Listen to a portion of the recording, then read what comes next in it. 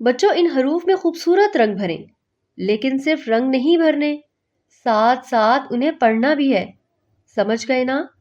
بچوں آپ نے نقطے ملا کر لکھنا ہے، لیکن تیر کے نشان کا خاص خیال رکھنا ہے۔ بچوں اب ہم حروف لکھنے لگے ہیں۔ حروف لکھتے وقت یعنی نقطے ملاتے وقت تیر کے نشان کو ضرور دیکھنا ہے۔ دیکھیے، یوں ملانا ہے، تیر کے نشان کے ساتھ ساتھ۔ پیارے بچوں، آپ نے نہ صرف حروف پڑھے بلکہ ان کی مختصر اشکال بھی پڑھی۔ اچھا، تو پھر ہر حرف کے ساتھ اس کی مختصر شکل لکھیں۔